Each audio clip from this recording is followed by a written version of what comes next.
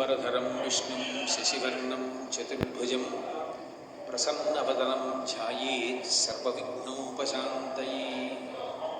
పరమోత్కృష్టమైనటువంటి క్షేత్రాల్లో ఈ కాణిపాక క్షేత్రం ఒకటి.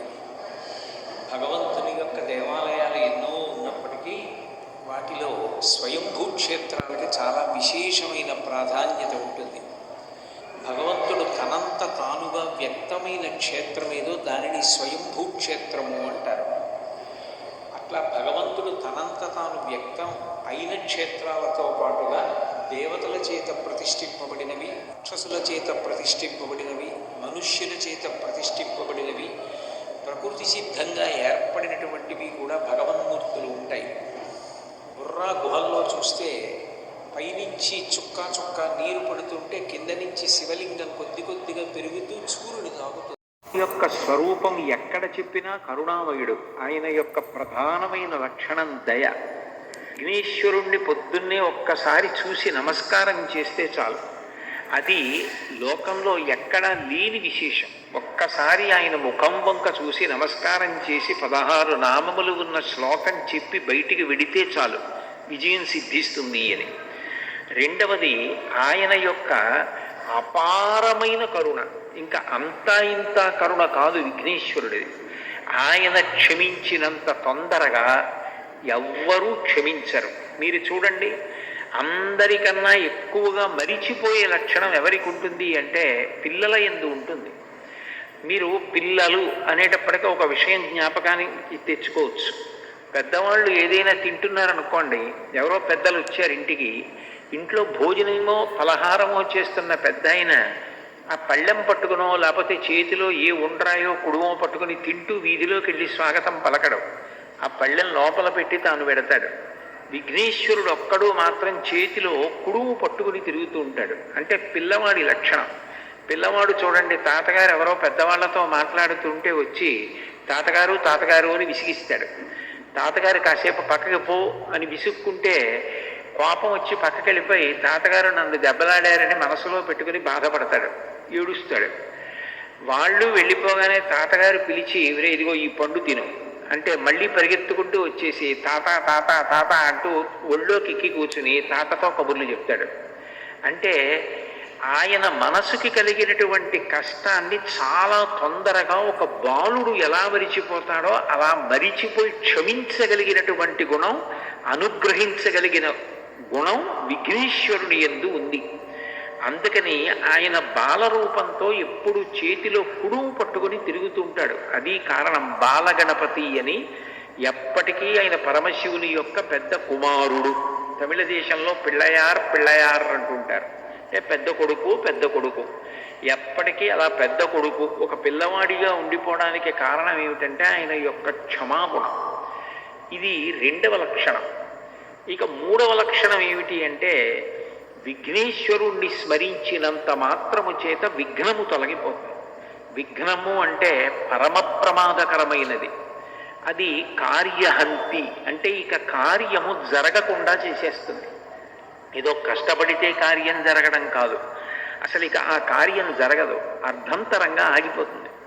అట్లా కార్యం ఆగిపోయింది అంటే విఘ్నేశ్వరుని యొక్క అనుగ్రహం లేదు అని గుర్తు.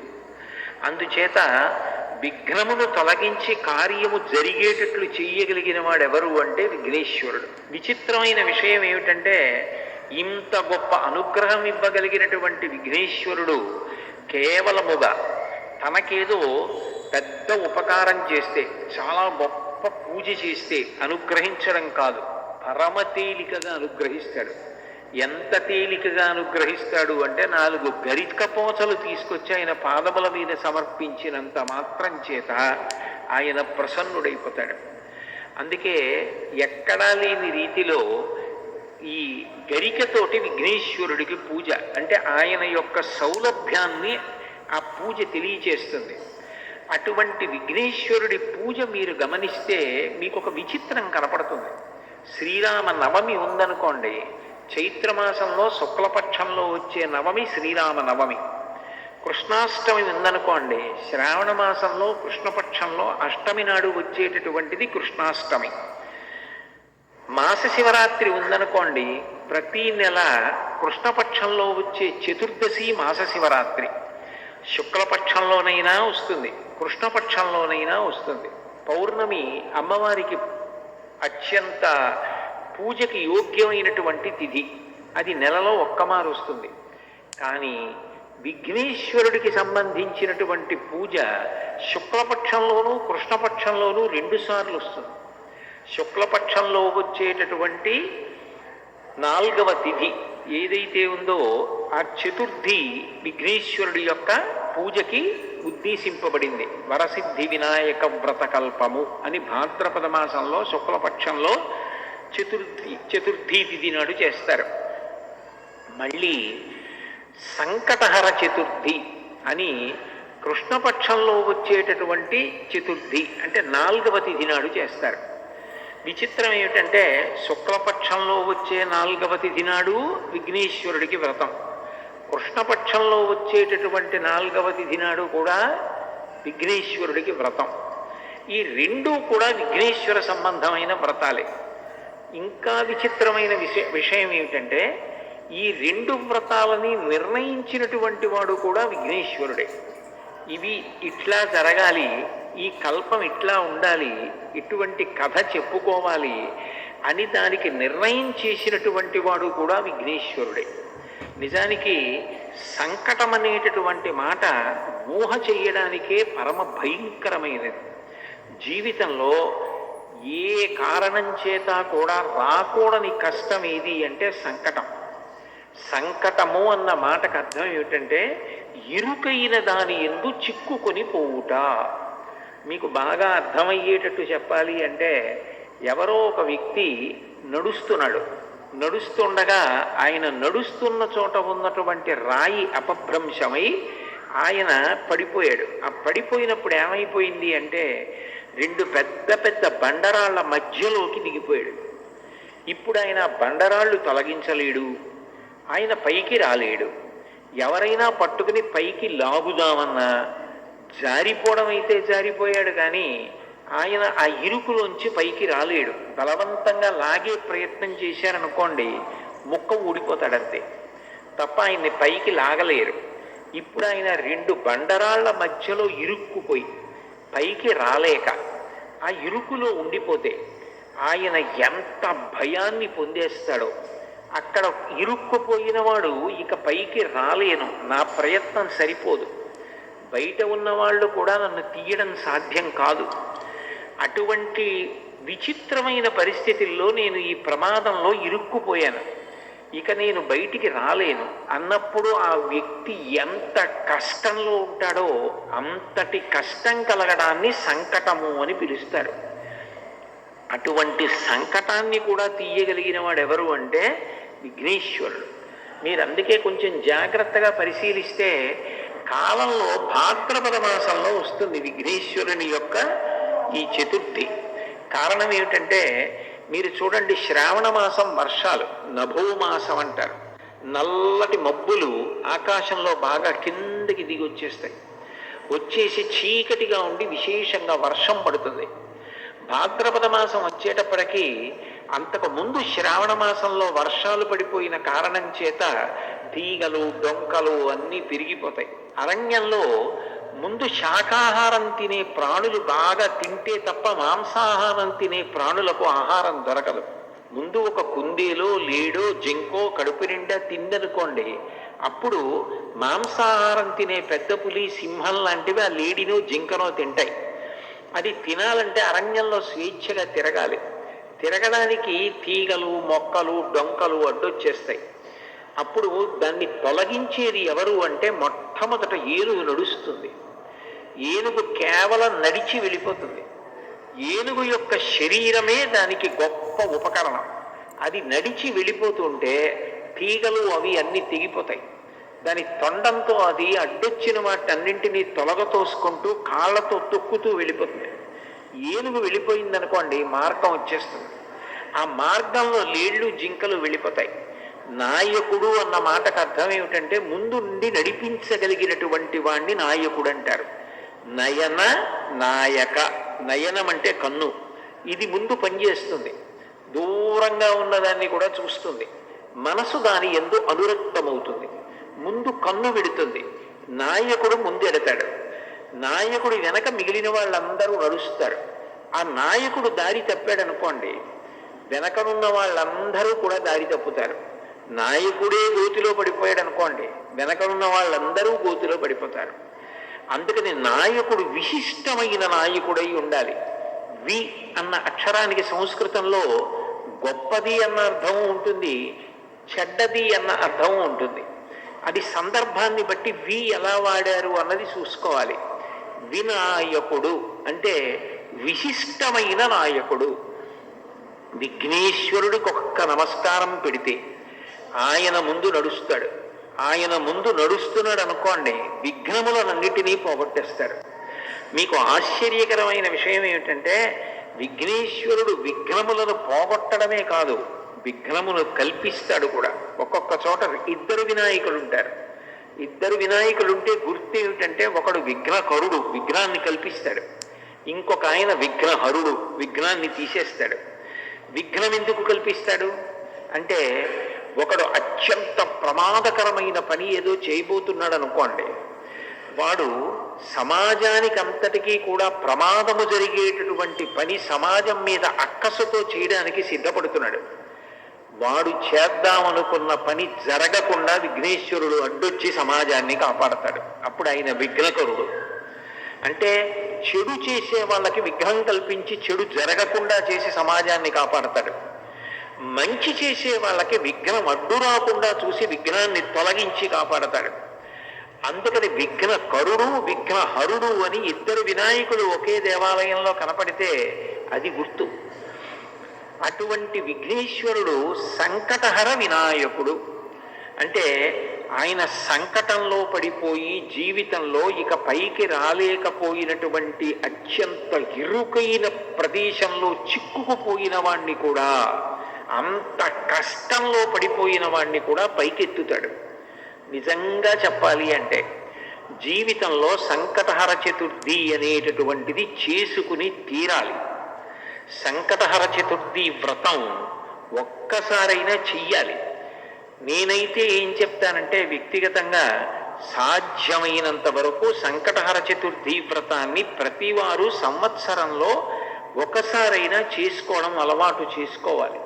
నేను ఎందుకు ఈ మాట అంటున్నానంటే, వేదవ్యాసుడు దేవీ భాగవతం చేస్తూ ఒక మాట అంటాడు, కాలో హి బలవాన్ కర్త సతతం సుఖదుఃఖయోహో నరాణాం పరతంత్రాణం పుణ్య పాపానుయోగత. భగవంతుడు మనకు ఒక సుఖాన్ని ఇస్తే మన పుణ్యాన్ని అడ్డుపెట్టిస్తాడు. మనకి దుఃఖాన్ని ఇస్తే మనం చేసిన పాపాన్ని అడ్డుపెట్టిస్తాడు. నేను చేసిన పుణ్యమేదో నాకేం తెలుసు, నేను చేసిన పాపమేదో నాకేం తెలుసు, అనుభవంలోకి వచ్చేశాక తెలుస్తుంది. అది అనుభవంలోకి వచ్చేసి సంకటం ఏర్పడిపోయిన తరువాత పరుగులు తీసే కన్నా అటువంటి సంకట స్థితి రాకుండా ముందే సంకటహర చతుర్థి వ్రతాన్ని చేసుకున్నారనుకోండి, శాస్త్రం మీద నమ్మకం ఉండడమే శ్రద్ధ అని పిలువబడుతుంది. దాని వలన వచ్చే ఇబ్బంది ఏముంది? పెద్దలు చెప్పారు, శాస్త్రాలు చెప్పాయి, పురాణాలు చెప్పాయి, ఆ సంకటహర చతుర్థి వ్రతం చేసుకుంటున్నాం. ఈ సంకటహర చతుర్థి వ్రతం అనేటటువంటిది పరమ ప్రఖ్యాతి వహించింది. మనకి సంకటం కలగకుండా ఉండడం కోసం తాను సంకటమునందు కృష్ణ పరమాత్మ ఇరుక్కుని చతుర్థి వ్రతాన్ని చేసి, ఆ వ్రతం చేసిన కారణం చేత సంకటం నుంచి ఎలా పైకి రావచ్చో లోకానికి నిరూపించాడు. విశేషం ఏమిటంటే, ఇందులో మేనమామ మేనల్లుడి యొక్క పాత్ర గొప్పది. మేనమామ కృష్ణ పరమాత్మ. ఎందుకనంటే పార్వతీదేవి యొక్క సోదరుడు కదూ నారాయణ నారాయణి. నారాయణుని చెల్లెలు నారాయణి పార్వతీదేవి. పార్వతీదేవి పెద్ద కుమారుడు విఘ్నేశ్వరుడు. కాబట్టి మేనమామ ఎవరు? నారాయణ కృష్ణ పరమాత్మ. పరిపూర్ణావతారం. పరిపూర్ణావతారం అంటే అన్ని అవతారముల తేజస్సు ఆయనలోకి వెళ్ళిపోతుంది. అంతటి పరిపూర్ణావతారమైన కృష్ణావతారం సంకట స్థితిలో పడినటువంటి స్థితి నుండి బయటికొచ్చినటువంటి విధానమేదో అదే సంకటహర చతుర్థి. అయితే విశేషం ఏమిటంటే, సంకటహర చతుర్థి కానీ, శుక్లపక్షంలో భాద్రపద మాసం వరసిద్ధి వినాయక వ్రతం కానీ విఘ్నేశ్వరుడే ప్రవేశపెట్టి ఉండడం. నిజానికి పరాశర మహర్షి కృతమైనటువంటి విష్ణు పురాణంలో ఉన్న ఒక శ్లోకాన్ని చదువుకున్నా చాలు అని విఘ్నేశ్వరుడు ఆనతి ఇచ్చాడు. కారణం ఏమిటంటే, నిజానికి శమంతకోపాఖ్యానం అనేటటువంటి కథ జ్ఞాపకం పెట్టుకోవడం చాలా చాలా కష్టమైనటువంటి కథ. అది మీరు ఒకసారి విన్నారనుకోండి, మీకు బాగా జ్ఞాపకం ఉండిపోయిందనుకోండి, చాలా సంతోషకరమైన విషయం.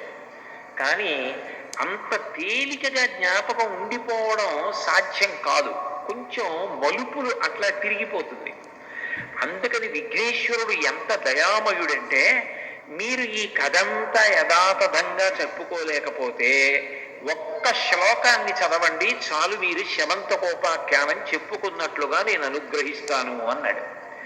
ఇప్పుడు నేను ఆ శమంతకోపాఖ్యానము వలన ఈ భాద్రపద శుక్లపక్షంలో వచ్చే చతుర్థి వ్రతం ఎలా వచ్చింది, కృష్ణపక్షంలో వచ్చేటటువంటి చతుర్థి సంకటహర చతుర్థి ఎలా వచ్చింది అన్న విషయాల గురించి మాట్లాడడానికి ప్రయత్నం చేస్తాను. పూర్వం యదువంశంలో నిఘ్నుడు అని ఒక మహారాజు గారు ఉండేవారు. ఆయనకి 2 కుమారులు, సత్రాజిత్తు, ప్రసేనుడు. ఆ సత్రాజిత్తు సూర్య భగవానుణ్ణి ఆరాధన చేశాడు. ఆరాధన చేసినప్పుడు సూర్య భగవానుడు ప్రత్యక్షమయ్యాడు. ప్రత్యక్షంగా కంటికి కనపడేటటువంటి పరబ్రహ్మస్వరూపం సూర్య భగవానుడు.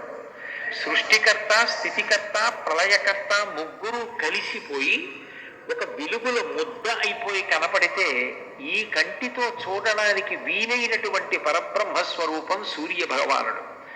అందుకే తిక్కన గారు భారతంలో నీరజాకరములు నిష్ఠయి చేసిన భవ్యతపంబు ఫలమనంగా దినసముఖాకి నందిత చక్రయుగ్మకంబులయనురాగంపు బ్రూవనంగా హరి హర బ్రహ్మ మహానుభావంబులొక్కటింకాగరగిన గట్టి అనగా అతుల వేదత్రయ లతికాచయము పెనుబంధం పుట్టెడు మూల కందమనగా అఖిల జగముల కందర ఎగుచు జన సమాజ కరపుట హృదయ సరోజములకు ముకుళనంబును జృంభణంబును నచ్చి భానుబింబంబు పూర్వాద్రిపై విలింగి అంటారు. హరి హర బ్రహ్మ మహానుభావంబులొక్కటింకాగరగిన గట్టి అనగా సృష్టికర్త, స్థితికర్త, ప్రళయకర్త ముగ్గురు కలిసి పరబ్రహ్మముగా ఈ కంటితో చూడడానికి వీలైన కాంతిపుంజంగా ఆకాశంలో ప్రకాశిస్తే అదే సూర్యనారాయణమూర్తి. ఆ సూర్యుణ్ణి ఉపాసన చేశాడు సత్రాజిత్తు. ఉపాసన చేస్తే సూర్య భగవానుడు ప్రత్యక్షమయ్యాడు. ఒక రూపంతో భూమి మీదకి దిగొస్తే ప్రత్యక్షమయ్యాడు అంటారు. ఈ కంటితో చూడడానికి వీలుగా తన తేజస్సుని తగ్గించుకుని వస్తాడు భగవంతుడు. అట్లా వచ్చాడు. వస్తే స్తుతి చేసినటువంటి సత్రాజిత్తు సూర్యనారాయణమూర్తి యొక్క మెడలో ఉన్నటువంటి శమంతకమణిని అడిగాడు. అడిగితే సూర్య భగవానుడు అన్నాడు, ఈ శమంతకమణిని ఇవ్వడానికి నాకు అభ్యంతరం లేదు, నేను నీకు ఇస్తాను. కానీ ఈ శమంతకమణి వలన కొన్ని ప్రయోజనాలు ఉన్నాయి, కొన్ని ప్రమాదాలు ఉన్నాయి. ఈ శమంతకమణి రోజుకి విశేషంగా బంగారాన్ని ఇస్తుంది, బారువుల బంగారం ఇస్తుంది. అంత బంగారం ఒక వ్యక్తి దగ్గర పెరిగిపోతే లోకకంటకుడవుతాడు. అంటే లోకమంతా కూడా ఆయన్ని నిందిస్తుంది, అంత డబ్బుందని అసూయ చేత. అది ఒకటో ప్రమాదం. రెండవది, ఈ శమంతకమణి ఎవరు మెడలో వేసుకున్నారో వారు ఎప్పుడూ బాహ్యమునందు ఆంతరమునందు శౌచంతో ఉండాలి. అంటే మూత్ర విసర్జన చేసిన, శరీరంలోంచి ఏదైనా మలం బయటికి వెళ్ళినా వెంటనే కాళ్ళు చేతులు కడుక్కుని ఆచమనం చేయాలి, స్నానం చేయాలి. లోపల దుర్మార్గమైన ఆలోచనలు రాకూడదు. అటువంటివి కానీ వచ్చి ఈ మణిని మెడలో ధరిస్తే అది ఎవరు మెడలో వేసుకున్నారో వాళ్ళని సంహరిస్తుంది, వాళ్ళు చనిపోతారు. కాబట్టి ఈ మణి వలన ప్రయోజనము ఉంది, ప్రమాదము ఉంది. ఈ మణి ఎక్కడ ఉంటుందో అక్కడ దుర్భిక్షం ఉండదు, కరువు ఉండదు, కాటకం ఉండదు, అనారోగ్యం ఉండదు, ప్రమాదకరమైన వ్యాధులు ఉండవు. ఇవన్నీ శమంతకమణి ఉన్న చోట ఉండే లక్షణాలు. శమంతకమణి ధరించిన వ్యక్తి బాహ్యాభ్యంతర శౌచాన్ని పొంది ఉండకపోతే మాత్రం ఆ వ్యక్తి మరణిస్తాడు అని చెప్పి సూర్య భగవానుడు శమంతకమణిని సత్రాజిత్తుకి ఇచ్చాడు. సత్రాజిత్తు సంతోషంగా మణిని మెడలో వేసుకుని నగర వీధులలో వస్తున్నాడు. ద్వారకానగర పౌరులందరూ కూడా ఆ సత్రాజిత్తుని చూసి ఎంత తేజస్సుతో వెలిగిపోతున్నాడో, బహుశः ఎవరో దేవత వస్తున్నాడు కృష్ణ పరమాత్మ దర్శనానికి అనుకొని పరిగెత్తికెళ్ళి కృష్ణుడికి చెప్పారు. కృష్ణుడికి తెలియని విషయం ఏముంటుంది? సర్వజ్ఞుడు.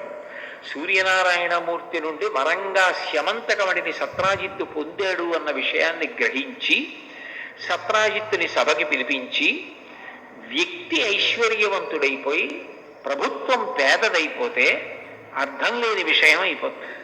ఈ శమంతకమణి నీ దగ్గర ఉంటే బారువుల బంగారం నీ దగ్గర పెరిగిపోతే ఉపయోగం ఏముంది? ఇది మహారాజు దగ్గర ఉంటే ఈ బంగారం దేశక్షేమానికి వినియోగించవచ్చు. కాబట్టి ఆ శమంతకమణిని మహారాజుకి ఇమ్మని అడిగాడు. కృష్ణ పరమాత్మ యొక్క తత్వాన్ని మీరు పరిశీలిస్తే ఆయన దయాసముద్రుడు, ఆయన పరమాత్మ. ఆయనకి స్వార్థం, ఆయనకి అవన్నీ తీసుకుని దాచుకుందామన్న అవసరం ఆయనకి ఎందుకుంటుంది? లక్ష్మీదేవికి పతి ఆయన, లక్ష్మీదేవికే భర్త అయిన పరమాత్మ ఇవన్నీ నాకు కావాలని కోరుకోవలసిన అవసరం ఏముంది? ప్రజాక్షేమము కొరకు అడిగాడు ఆయన. కానీ సత్రాజిత్తు ఇవ్వకపోగా ఈ కృష్ణ పరమాత్మకి బాల్యం నుంచి కూడా నవనీత చోరుడు అని ఒక పేరుంది. ఈ శమంతకమణిని అపహరిస్తాడేమోనని భయపడి తన దగ్గర పెట్టుకోవడం మానేశాడు. అంటే ఆంతరమునందు శౌచము పోయింది, భగవంతుడికి వ్యతిరేకమైన ఆలోచన వచ్చింది, స్వార్థం పెరిగిపోయింది. ప్రభువు దగ్గర ఉండవలసినది తన దగ్గరే ఉండాలని కోరిక పెరిగింది. ఇదంతా కూడా ఆంతర శౌచం పోవడానికి కారణమైంది. తన దగ్గర ఉంటే ప్రమాదం జరుగుతుందేమోనని తన తమ్ముడు ప్రసేనజిత్తుకి ఇచ్చి ఇది నువ్వు మెడలో వేసుకు తిరిగన్నాడు. ప్రసేనజిత్తు మెడలో వేసుకు తిరుగుతూ ఉండేవాడు. ఒక రోజున ప్రసేనజిత్తు వేటకి బయలుదేరాడు. బయలుదేరి వేటకి వెళ్ళినప్పుడు అనుకోకుండా ఆయనతో పాటు కృష్ణ పరమాత్మ కూడా వెళ్ళాడు. అనేక మంది పౌరులు కూడా వెళ్ళారు. అరణ్యంలో క్రూర మృగాల్ని వేటాడుతున్నారు. సమయం తెలియలేదు. వేట అనేటటువంటిది తమకంతో కూడుకున్నది. జూదం, వేట, వీటిలో ఎంత సమయం పోయిందన్నది తెలియదు. తమకం కలుగుతుంది. ఆ తమకము చేత చీకటి పడిపోయింది, వేటాడుతూనే ఉన్నారు. ఈలోగా ప్రసేనజిత్తు శరీర శోధన చేసుకోవలసి వచ్చింది. శరీర శోధన అంటే శరీరంలో పెరిగిపోయినటువంటి అపవిత్రమైన మలినమైనటువంటి నీరు మూత్రంగా విడిచిపెట్టేయడం, ఇటువంటి పనులు. అవి విడిచిపెడితే కాళ్ళు చేతులు కడుక్కోవాలి, ఆచమనం చెయ్యాలి, లేకపోతే బాహ్య శౌచం ఉండదు. కాబట్టి చీకటి పడిపోయే సమయానికి ప్రసేనజిత్తు అరణ్యంలో శరీర శోధన చేశాడు. కానీ కాళ్ళు చేతులు కడుక్కొని ఆచమనం చేయలేదు. దాంతో బాహ్య శౌచం పోయింది. ఎప్పుడైతే బాహ్య శౌచం పోయిందో శమంతకమణి వలన ప్రమాదం ఏర్పడుతుంది. ఇప్పుడు బాగా అరణ్యం, ఆ పైన చీకటి పడిపోయింది. ఈ ప్రసేనజిత్తు గుర్రం మీద తిరిగి ఊరు వెళ్ళిపోతున్నాడు ద్వారకా నగరానికి. అకస్మాత్తుగా ఎక్కడి నుంచో ఒక సింహం వచ్చి ప్రసేనజిత్తు మీద పడి ఒక్క ఉదుటలోనే ఆ ప్రసేనజిత్తుని చంపేసింది. చంపేసి ఆయన శరీరాన్ని కొంత తినేసింది, గుర్రాన్ని కొంత తినేసింది. అంత చీకటిలో కూడా వెలిగిపోతున్నటువంటి ఆ శమంతకమణిని ఆశ్చర్యంతో చూసి తినడానికి పనికి రాకపోయినా నోట కరుచుకుని పట్టుకుపోయింది. దానికి ఎందుకో పనికిరాదు, కానీ అంత ఆకర్షణీయంగా ఉంది ఆ శమంతకమణి. అంత చీకట్లో కూడా వెలిగిపోతోంది, ఇదేమిటో అని నోట కరుచుకుని పోయింది. చీకటి పడిపోయింది, ప్రసేనజిత్తు కనపడలేదు, అందరూ ఇంటికి వెళ్ళిపోయారు. వెంటనే సత్రాజిత్ అన్నాడు, ఈ శమంతకమణిని కృష్ణ పరమాత్మ అడిగాడు, నేను ఇవ్వనన్నాను. ఈయనకి బాల్యం నుంచి నవనీత చౌర్యం అవి అలవాటున్నాయి, నేను ఇవ్వలేదని చీకటి పడిన తరువాత బహుశः ఈయనే నా తమ్ముడి దగ్గర శమంతకమణిని అపహరించి ఉంటాడు అన్నాడు. అనేటప్పటికి అపవాదం వచ్చింది కృష్ణ పరమాత్మకి. లోకం ఎలా ఉంటుందంటే ఇవాళ పొగిడితే అందరూ పొగుడుతారు.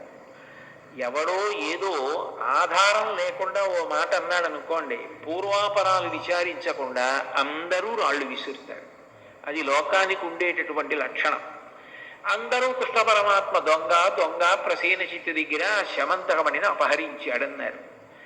ఆయన వచ్చిన అపనింద పోగొట్టుకోవడానికి మరునాడు అరణ్యంలోకి వెళ్ళాడు. వెళ్ళి వెతికితే ఒక చోట ప్రసేనజిత్తు యొక్క కళేబరం శవం కనపడింది. అప్పటికే దాన్ని కొంత భాగం సింహం తినేసింది, గుర్రాన్ని తినేసింది. శమంతకమణి కనపడలేదు. ఆయన అన్నాడు, నాకే పాపం తెలీదు, మీరు చూశారు కదా, నేను చంపితే శమంతకమణి కోసం సగం తినేసి ఉండవు కదా ఈ శరీరాలు, సగం తినేసి ఉన్నాయంటే ఇతన్ని క్రూర మృగం చంపింది అన్నాడు. అంటే అక్కడున్న ప్రజలు అన్నారు, నిజమే, ఈయన్ని ఏదో క్రూర మృగం తింది, గుర్రాన్ని క్రూర మృగం తింది. మరి నిజంగా క్రూర మృగమే తింటే శమంతకమణిని తిందగా, అది ఉండాలిగా. అది లేదంటే దాని అర్థం కృష్ణుడు రాత్రి ప్రసేనజిత్తుని చంపేసి శమంతకమణిని పట్టుకుపోయాడు. ఆ చనిపోయిన ప్రసేనజిత్తు కింద పడిపోయాడు, ఆ గుర్రం పడిపోయింది. వాటిని క్రూర మృగాలు తిన్నాయి, మణిని మాత్రం కృష్ణుడే అపహరించాడన్నారు. తనేదో వచ్చిన అపనింద పోగొట్టుకోవడానికి ప్రయత్నం చేస్తే అపనింద మరీ పెరిగిపోయింది. నేను మొట్టమొదటే మీకు ఉపమానంలో చెప్పానే, రాళ్ల మధ్యలో ఇరుక్కుపోయిన వ్యక్తి బయటికి రావడానికి ప్రయత్నం చేస్తే ఇంకా ఇంకా దిగబడిపోయినట్టుగా, ఊబిలో దిగబడిపోతున్న వ్యక్తిలా ఇంకా దిగబడిపోయాడు. కాదు, నా మీద వచ్చిన అపవాదు పోగొట్టుకోవాలని ఆయన మరింత ప్రయత్నం చేద్దామని అక్కడ ఏ అడుగుజాడలున్నాయి చూశాడు. సింహం యొక్క అడుగుజాడలు కనపడ్డాయి. కాబట్టి సింహం చంపింది ప్రసేనజిత్తుని. మరి శమంతకమణిని కూడా సింహమే తీసుకుని పోయి ఉంటుందని అడుగుజాడలు బట్టి సింహం ఎటిళ్ళిందో అటు వెళ్ళాడు. కొంతసేపు అయిన తర్వాత ఒక భల్లూకము యొక్క అడుగుజాడలు కనపడ్డాయి. సింహము భల్లూకము పెనుగులాడినట్టుగా అర్థమైంది. ఈ రోజులలో నేర పరిశోధన ఎలా చేస్తారో ఆ రోజుల్లో కృష్ణ పరమాత్మ అంత కష్టపడ్డాడు తనను నిర్దోషిని నిరూపించుకోవడానికి. అక్కడ భల్లూకపు అడుగుజాడలు కనపడ్డాయి. కనబడితే కృష్ణుడు అన్నాడు, చూశారు కదా, సింహం బహుశः నోటితో కరుచుకుని శమంతకమణిని పట్టుకెళ్ళింది. భల్లూకం వచ్చి సింహాన్ని చంపింది. అందుకే ఇదిగో ఇక్కడ సింహం కళేబరం పడుంది, సింహం పడుంది, సింహం దగ్గర భల్లూకం ఆ మణిని పట్టుకుపోయింది అన్నాడు. అంటే ప్రజలు అన్నారు, నువ్వు చెప్పడం ఎంత గడుసుతనంగా చెప్పినే వినేవాడు నమ్మేటట్టుగా చెప్పాలి కదా కృష్ణ. ఎక్కడైనా లోకంలో భల్లూకాన్ని సింహం చంపుతుందా, సింహాన్ని భల్లూకం చంపుతుందా? సింహం శమంతకమణి అట్టుకెళ్ళిందా, భల్లూకం వచ్చి సింహాన్ని చంపిందా? చంపి భల్లూకం పట్టుకెళ్ళిపోయిందా శమంతకమణిని? ఇది మళ్ళీ ఇంకో కొత్త అబద్ధం సృష్టించావు నువ్వు అన్నారు. ఎంత బయటికి వద్దామని ప్రయత్నం చేస్తే అంతగా అపవాదు బలపడిపోతోందనుకుని భల్లూకం ఎటు వెళ్ళిందో అటు వెళ్ళాడు. వెడితే భల్లూకం ఒక పెద్ద గుహలోకి వెళ్ళిపోయినట్లుగా కనపడింది. కృష్ణ పరమాత్మ గుహలోకి దిగి నడుస్తున్నాడు. అది బహు ఇరుకుగా ఉంది. ఆయన తన శరీరపు కాంతినే దీపంగా చేసుకుని నడుస్తున్నాడు. వాళ్ళకి అనుమానం వచ్చింది, వెనకనొచ్చిన వాళ్ళకి, ఒరే మనందరినీ ఇట్లాగే మెల్లగా గుహలోకి తీసుకెళ్ళి తను తప్పుకుని మన నీ గుహలో ఉంచేసి ఏ రాళ్ళు అడ్డుపెట్టి వెళ్ళిపోతాడో ఏమిటో, ఎందుకు వచ్చిన గొడవ? నువ్వు నిజంగా నిర్దోషివైతే ఆ భల్లూకాన్ని చంపి శమంతకమణిని పట్టుకుని రా, నమ్ముతాం. అప్పటిదాకా మేము గుహ బయట ఉంటామని వాళ్ళందరూ వెళ్ళిపోయి గుహ బయట నించున్నారు. ఒక్క కృష్ణుడిని గుహలో వదిలేశారు. ఆయన గుహలో బయలుదేరి లోపలికి వెడుతున్నాడు. వెడుతుంటే కొంత దూరం వెళ్ళిన తర్వాత ఒక యవ్వనంలో ఉన్నటువంటి ఒక స్త్రీ నిలబడి ఊయల ఊపుతోంది. చూడగానే భగవంతుని యందు ఆమెకి అంత అనురాగం కలిగింది. కథ తిరగాలి కదూ. అంబవంతుడు లేచి వచ్చాడు. అక్కడ కృష్ణ పరమాత్మ ఉన్నాడు. చూడగానే పరపురుషుడు. ఇక్కడికి ఎందుకు వచ్చావు అని అడిగాడు. నువ్వెవరని అడిగాడు కృష్ణుడు. మాట పెరిగింది. ఇద్దరు యుద్ధం మొదలుపెట్టారు. 21 రోజుల యుద్ధం జరిగింది. ఆ యుద్ధం జరగడంలో స్రవించినటువంటి రక్తం ప్రవహించి ఏటిగా బయటికి వెళ్ళింది. బహుశా విఘ్నేశ్వరుడు ఎక్కడ వ్యక్తమై విఘ్నేశ్వరుడు ఎక్కడ అనుగ్రహం చూపించాలన్న ప్రవాహం ముందు అలా వెడుతుందో ఏమో. మరి కాణిపాకంలో కూడా మరి అలాగేగా, బావిలోంచి మొట్టమొదట నెత్తురే వచ్చింది. ఆ తర్వాత ఈ కాణిపాకం 1.25 ఎకరాల వరకు ఉన్నటువంటి భూమి తడిసిపోయేటట్టుగా కొబ్బరికాయలు కొట్టి నీళ్లు ప్రవహిస్తే విఘ్నేశ్వర మూర్తి వ్యక్తమైంది. కాబట్టి ఆ నెత్తురు గుహలో ఉంచి బయటికి వెళ్ళింది.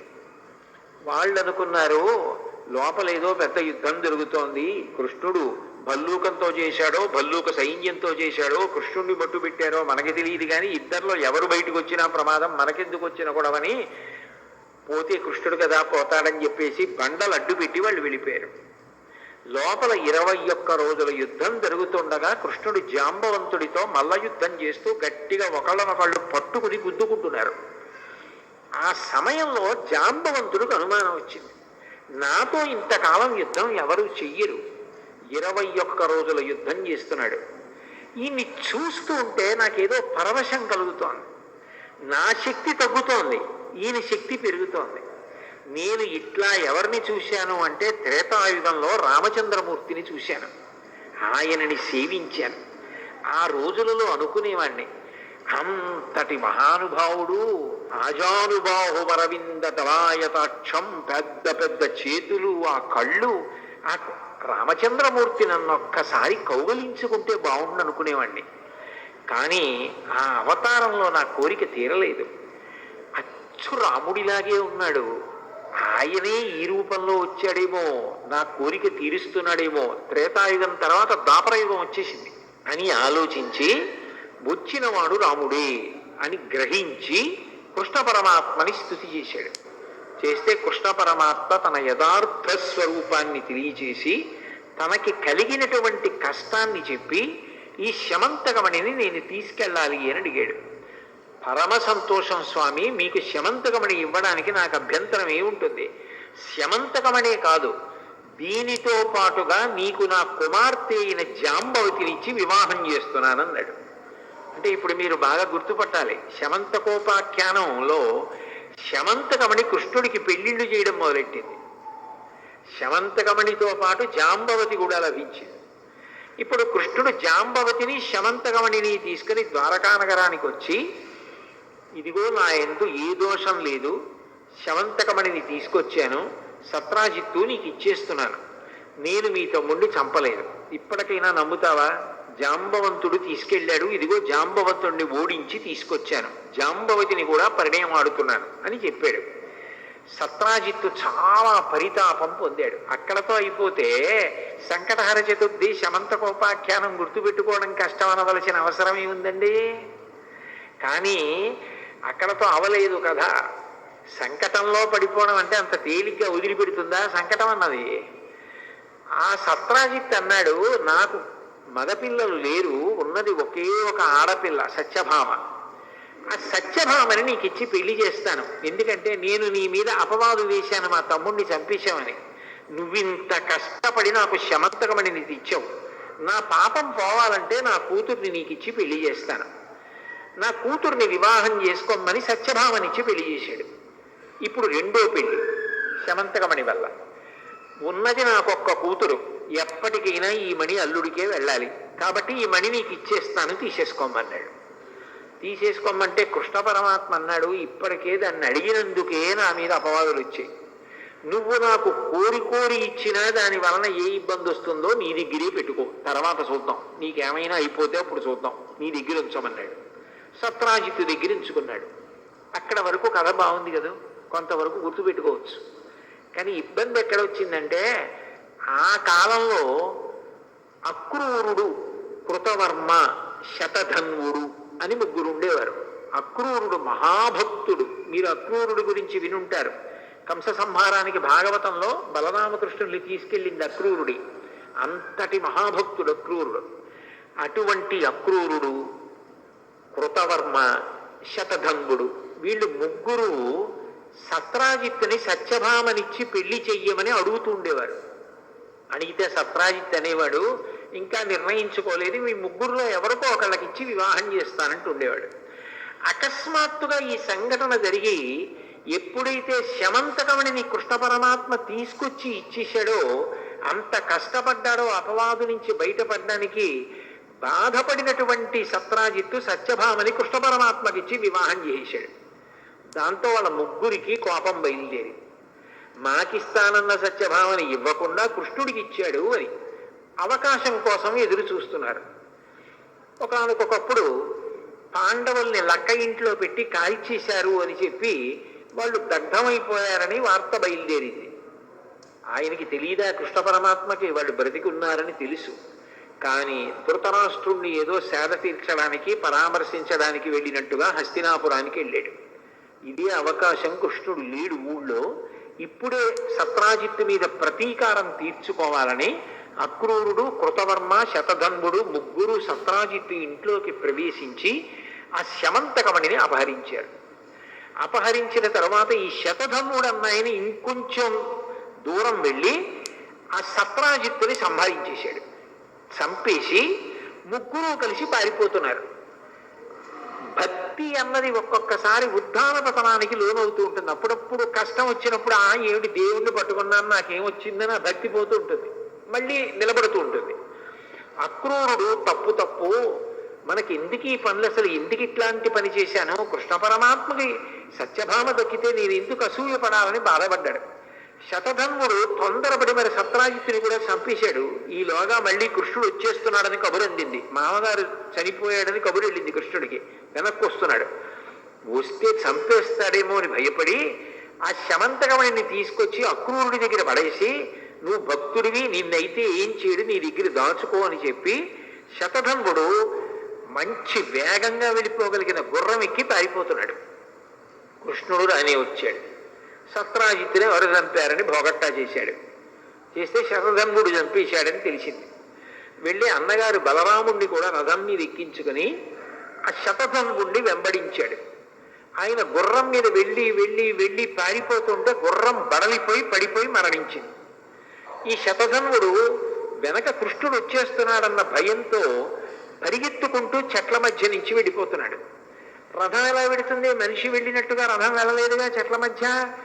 అందుకని కృష్ణుడు అన్నాడు రథం దిగి, అన్నయ్య నువ్వు రథంలో కూర్చో, నేను వెళ్ళి శతధన్వుణ్ణి శిక్ష వేసి ఆ శమంతకమణిని తీసుకొస్తానని చెప్పి అన్నగారిని బలరాముడి రథంలో కూర్చోబెట్టి తాను పరిగెత్తుకుంటూ వెళ్ళి శతధన్వుణ్ణి పట్టుకుంటూ శతధన్వుడితో యుద్ధం జరగడంలో శతధన్వుణ్ణి సంహరించి ఒళ్ళంతా వెతికాడు. శమంతకమణి కనపడలేదు. ఆయన అక్రూరుడి దగ్గర పెట్టేశాడు. అక్రూరుడు ఇంతటి మహానుభావుడు కృష్ణ పరమాత్మకి ముఖం ఎలా చూపిస్తానని ఆ ఊళ్ళో ఉండకుండా కాశీ వెళ్ళిపోయాడు. అది అక్రూరుడి దగ్గర ఉందని, అక్రూరుడు కాశీ వెళ్ళిపోయాడని ఎవ్వరికీ తెలియదు.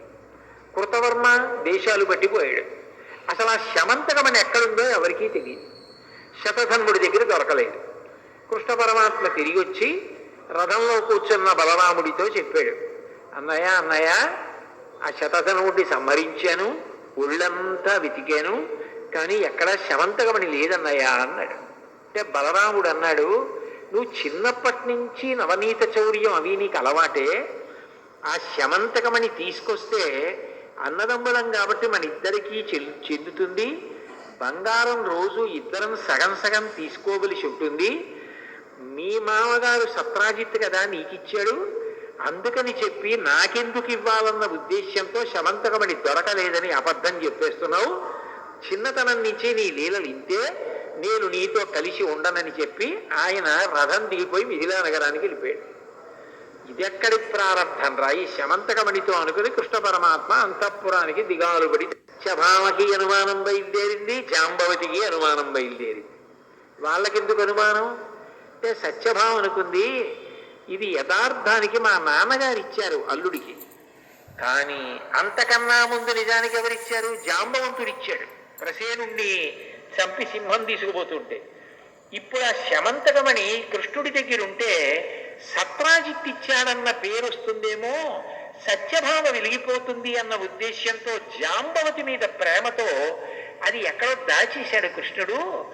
దాచేసి పోయిందని చెప్పేస్తున్నాడు. జాంబవతికి ప్రీతి చేయడం కోసమని మా నాన్నగారిచ్చారన్న మాట రాకుండా ఉండడం కోసం కనపట్టలేదని చెప్తున్నాడని సత్యభామ అనుకుంది. నిజానికి మా నాన్నగారు కదా సింహాన్ని చంపి తీసుకొచ్చి కృష్ణుడికి ఇచ్చింది, కానీ సత్రాజిత్తు మీద ప్రేమతో సత్యభామ మీద ప్రేమతో మా నాన్నగారి పేరు మాటుకెళ్ళిపోయేటట్టుగా చేయడానికి మణి కనపట్టలేదని చెప్పేస్తున్నారు ఆయన అని జాంబవతి అనుకుంది. ఇటు భార్య జాంబవతి అనుమానించింది, అటు భార్య సత్యభామ అనుమానించింది.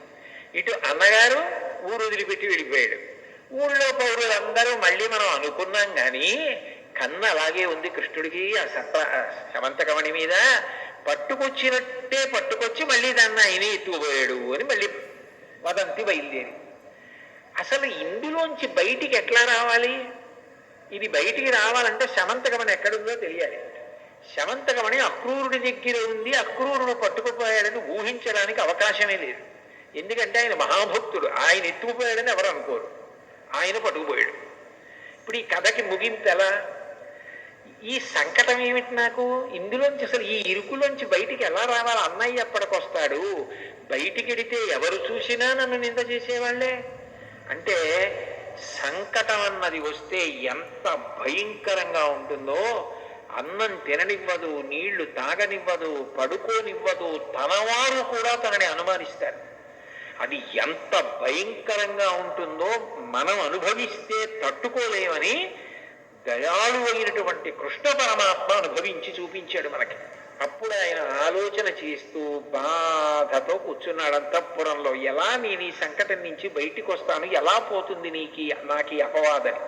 అసలు ఇంతకీ ఈ కథలో ఇప్పటి వరకు మీకు ఎక్కడైనా వినాయకుడు కానీ చంద్రుడు కానీ కనబడ్డా? ఇప్పటి వరకు కనపడరు. శమంతకోపాఖ్యానం అదో పెద్ద చలనచిత్రం. శమంతకోపాఖ్యానం చిత్రం ఏంటంటే, అప్పుడు నారద మహర్షి వచ్చారు. వచ్చి, కృష్ణ నువ్వు బెంగ పెట్టుకోకు, నువ్వు ఏ రోజున ప్రసేన జట్టుతో కలిసి వేటకి వెళ్ళావో జ్ఞాపకం తెచ్చుకో అన్నారు. ఆయన బాగా జ్ఞాపకం తెచ్చుకొని గుర్తొచ్చింది, భాద్రపద మాసంలో శుక్లపక్షంలో చతుర్థి తిథి నాడు వెళ్ళాను, అదే నీ కొంప ముంచేసింది. ఆ రోజు చీకటి పడిన తరువాత నువ్వు ప్రసేనుడితో పాటుగా తిరిగి వస్తున్నప్పుడు తల ఎత్తి చంద్రబింబాన్ని చూశావు. చంద్రబింబాన్ని చూసిన కారణం చేత నీకు అపనిందలు రావాలి. అందుకని అపనిందలన్నీ వచ్చాయి. అందుకని ఇంత సంకటంలో పడిపోయావు. అంటే ఏమీ తెలియని వాడిలా కృష్ణుడు అన్నాడు, చవితినాడు చంద్రుణ్ణి చూస్తే అపనిందలు ఎందుకు వస్తాయి అని అడిగాడు. అడిగితే దానికొక కథ ఉందని కథలో కథ. అప్పుడు నారదుడు చెప్పాడు, భాద్రపద శుక్ల చతుర్థి నాడు వినాయక స్వామి వారి యొక్క ఆవిర్భావం, వరసిద్ధి వినాయకుడు అంటారు. మీరు చూడండి, వర శబ్దం వేశారనుకోండి, ఇక ఇది అది అని లేదు, ఏదైనా అని దాని లక్షణం. శ్రేష్టమైన, అధికమైన అని. చూడండి, శ్రీ సూక్తం చిట్ట చివరిలో లక్ష్మీదేవి అనుగ్రహాన్ని చెప్తుంది మంత్రం. 6 లక్ష్ముల్ని చెప్తుంది వేదం. సిద్ధలక్ష్మీర్ మోక్షలక్ష్మీర్ జయలక్ష్మీ సరస్వతి శ్రీలక్ష్మీర్ వరలక్ష్మీశ్చ ప్రసన్నా మమ సర్వదా అంటుంది. 6వది వరలక్ష్మి. వర అంటే శ్రేష్టమైన, ఇక అది ఇది అని లేదు, ఏదైనా ఇవ్వగలిగిన స్వరూపం. అదే శ్రావణ మాసంలో చేసేటటువంటి వరలక్ష్మి వ్రతం. అటువంటి వరసిద్ధి వినాయక, ఏదైనా ఇవ్వగలిగినటువంటి గొప్ప శక్తివంతుడుగా విఘ్నేశ్వరుడు ఆవిర్భవించాడు. అలా ఇవ్వాలంటే ఏం చేయాలి? మనలో తప్పులు చూడడం మొదలెట్టాడనుకోండి, ఇవ్వలేడు.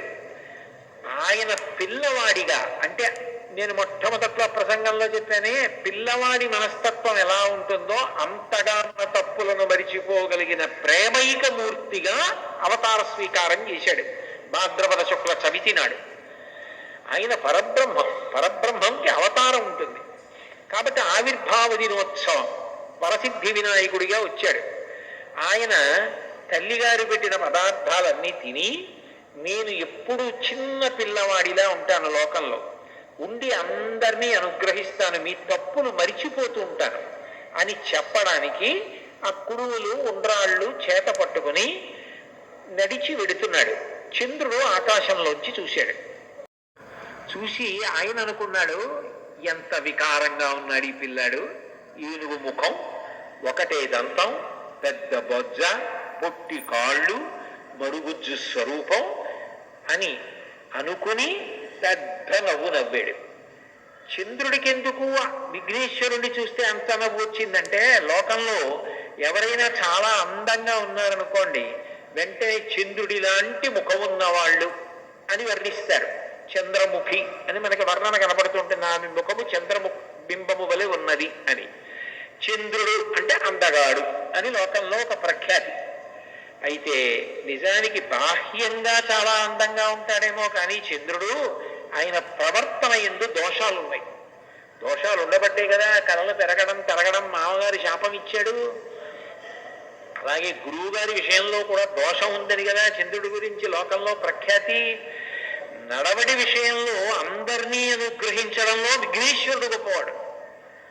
కేవలంగా బాహ్యంలో అందంగా ఉండేవాడు చంద్రుడు. నిజానికి ప్రవర్తనలో అనుగ్రహించడంలో విఘ్నేశ్వరుడెక్కడా చంద్రుడెక్కడా? పిల్లవాడి రూపంలో ఉండి నేను అందరినీ క్షమిస్తాను, నా విశాల హృదయం ఇటువంటిదని చెప్పడానికి వినాయకుడు పిల్లవాడిగా వెడుతుంటే ఆయన్ని చూసి పక పక పక పక నవ్వాడు. వెంటనే వినాయకుడు ఆలోచించి, ఓహో నీకు అందం ఎందుకు వచ్చింది? పరబ్రహ్మమైనటువంటి నేను అనుగ్రహించబట్టి. నీకు ఆ విషయం జ్ఞాపకం లేదు. నేను అందగాణ్ణి అన్న అహంకారంతో నన్ను చూసి వికటంగా నవ్వావు. మనిషికి ఏదైనా ఉండొచ్చు, అహంకారం స్వార్థం ఈ రెండు మనిషిని వృద్ధిలోకి రానివ్వవు. ప్రతిదానికి స్వార్థమే. ఎప్పుడూ ఒళ్ళు కందకూడదు, బట్ట నలగకూడదు, ఏ పని చేయకూడదు. అట్లా బ్రతికేద్దామని అనుకోవడం తప్పు కదా. ఒళ్ళు నలగాలి, చెమట పట్టాలి, సమాజం కోసం కష్టపడాలి, ఏదో ఒక పని చెయ్యాలి. ఏమీ చెయ్యకుండా కూర్చుంటానంటే దాని వలన ఎలా శ్రేయస్సు కలుగుతుంది? అది మంచి పద్ధతి కానే కాదు. కాబట్టి నీకు అహంకారం కలిగింది, స్వార్థమున్నది, ఈ రెండు నీకున్నాయి. కాబట్టి దీనికి విరుగుడు నీకు శాపం ఇస్తున్నాను. అందరూ నిన్ను చూసి అబ్బా చంద్రబింబం, అబ్బా చంద్రబింబం అంటారని కదా నీకు అహంకారం. ఇవాళ నుంచి నిన్ను ఎవరైనా చూస్తే లోకంలో వాళ్ళకి అపనిందలు వస్తాయి అని శపించాడు విఘ్నేశ్వరుడు. వెంటనే లోకంలో ఉన్న వాళ్ళందరూ ఈ వార్త తెలిసింది. చంద్రబింబం కనపడింది అనుకోండి, భాద్రపద శుక్ల చవితి నాడు కాదు, ఎప్పుడైనా సరే చంద్రబింబం కనపడింది అనుకోండి అపవాదులు వస్తాయి. అయ్య బాబోయ్ అని చీకటి పడేటప్పటికీ చంద్రుణ్ణి చూడడం మానేశారు. అందరూ ఉత్తరీయాలు అడ్డు పెట్టుకుని ఈ చంద్రుడు ఒకడు ఆకాశంలో కనపడతాడో ఏమిటో బాబాయ్ అపవాదులు వస్తాయని నింద చేయడం మొదలెట్టారు. లోకానికి పోకడది. చీకటి పడకముందే పని పూర్తి చేసుకోండి, బయటికి వెడితే ఆయనోడు ఆకాశంలో అండం మొదలెట్టారు. అందరూ తనని నింద చేస్తుంటే, తనని చూసేటప్పటికి పొంగిపోయిన వాళ్ళు అందరూ నింద చేస్తుంటే తట్టుకోలేక చంద్రుడు పాల సముద్రంలోకి వెళ్ళిపోయాడు. మళ్ళీ చంద్రుడు పాల సముద్రంలోకి వెళ్ళిపోతే లోకానికి ఇబ్బంది ఏమిటి అంటే ఓషధీతత్వం పోయింది. చంద్రుడిలోంచి అమృతం స్రవిస్తూ ఉంటుంది. ఆ పాతాళ నభస్థలాంత భువన బ్రహ్మాండమా విస్ఫుర జ్యోతిస్ఫాటికలింగమౌళి విలసత్పూర్ణేందువంతామృతై అస్తోకాప్లుతమేకమీశమనిశం రుద్రాను వాకాన్ జపం ధ్యాయే దీప్సిత సిద్ధయే ధ్రువపదం విప్రోభిషించేచ్చివం బ్రహ్మాండ వ్యాప్త దేహాభసిత శివరుచాభాసమానాభుజంగై కంఠే కాళాః కపత్తాః కలిత శిశలాశ్చండ కోదండహస్తాః త్రక్షా రుద్రాక్షమాలా సరళిత వపుషశాంభవామూర్తిభేదాః రుద్రాశ్రీ రుద్రసూక్త ప్రకటిత విభవాన ప్రయచ్చస్తు సౌఖ్యం అంటారు కదా. రుద్రాధ్యాయంలో శివలింగానికి అభిషేకం చేసే ముందు ప్రార్థన అది. ఆ చంద్రుడిలోంచి అమృతం పడుతూ ఉంటుంది, ఆయన కిరణములలోంచి అమృతం స్రవిస్తుంది. అది గింజల మీద పడింది అనుకోండి, పంట పండినప్పుడు ఎన్నేళ్లు దాచినా మళ్ళీ మీరు ధాన్యం పట్టుకెళ్ళి భూమిలో చల్లితే అందులోంచి మొక్క వస్తుంది. ఒక్క మొక్క వస్తే, కంకు వస్తే ఇంత ధాన్యం వస్తుంది. అమృతతత్వం పోయిందనుకోండి, ఇక మళ్ళీ ఆ గింజ వేస్తే మొక్క రాదు. చంద్రకిరణములు లేకపోతే అమృతత్వం ఉండదు, ఓషధులు ఉండవు. ఓషధీతత్వం లేకపోతే అన్నం ఎలా దొరుకుతుంది? మళ్ళీ మళ్ళీ పంట ఎలా పండుతుంది? లోకం గగ్గోలు పెట్టి బ్రహ్మగారి దగ్గరికి వెళ్ళింది. ఏ ఇబ్బంది వచ్చినా దేవతలు కానీ మనుష్యులు కానీ బ్రహ్మగారి దగ్గరికి వెడతారు. అందరూ కలిసి బ్రహ్మగారి దగ్గరికి వెళ్ళారు. వెడితే బ్రహ్మగారు అన్నారు, ఇది విఘ్నేశ్వర శాపం చంద్రుడికి. ఆయన విఘ్నేశ్వరుణ్ణి చూసి వికటంగా నవ్వాడు. అహంకారంతో స్వార్థంతో శపించాడు విఘ్నేశ్వరుడు. నిన్ను చూస్తే అపనిందలు వస్తాయని. ఆయన తీయాల శాపం, ఆయన పరబ్రహ్మం, నేను తీయకూడదు. కాబట్టి మీరు విఘ్నేశ్వరుడి దగ్గరికి వెళ్ళండి అన్నాడు. దేవతలు మనుష్యులు అందరూ బ్రహ్మగారి విఘ్నేశ్వరుడి దగ్గరికి వెళ్ళి ప్రార్థన చేశారు. ప్రార్థన చేస్తే దయాళువు కదూ, అందుకని వెంటనే విఘ్నేశ్వరుడు అన్నాడు, అయితే నా శాపాన్ని నేను బాగా తగ్గించేస్తున్నాను. ఒక్క భాద్రపద మాసంలో వచ్చినటువంటి శుక్లపక్ష చవితి నాడు నన్ను చూసి చంద్రుడు నవ్వాడు కాబట్టి ఆ ఒక్క రోజు చంద్రుణ్ణి చూడకూడదు. ఆ ఒక్క రోజు చంద్రుణ్ణి చూస్తే మాత్రం అపవాదులు సంకట స్థితి ఏర్పడి తీరుతుంది. మిగిలిన రోజుల్లో చంద్రుణ్ణి చూసినా పర్వాలేదు అనేటప్పటికీ ఈ వార్త పట్టుకెళ్ళి పాలసముద్రంలో చంద్రుడికి చెప్పారు. అమ్మయ్యా, విఘ్నేశ్వరుడు నాకు శాపాన్ని విముక్తి చేశాడు, ఇంకెప్పుడు నా జన్మలో అహంకారం జోలికి పోను, స్వార్థం జోలికి పోను, ఎందుకు పనికొస్తుంది వాక్యంలో అందం, విఘ్నేశ్వరుడిలా ఉండాలి మనిషి అని తెలుసుకుని చంద్రుడు చెంపలేసుకుని బయట వచ్చాడు. విఘ్నేశ్వరుడు ఎంత దయాళు అంటే ఆయన చంద్రుడు తప్పు తెలుసుకున్నాడని పొంగిపోయి నృత్యం చేశాడు. ఎవరైనా నృత్యం చేయడానికి వచ్చారనుకోండి, వాళ్ళు చాలా విపరీతమైన లావుగా పొట్టిగా ఉన్నారనుకోండి, వాళ్ళు నృత్యం చేస్తే నవ్వుతారు. నృత్యం చేయాలంటే ఏదో సన్నగా శరీరం దానికి సహకరించేటట్టుగా అందంగా ఉంటే నృత్యం చేస్తే బాగుంటుంది.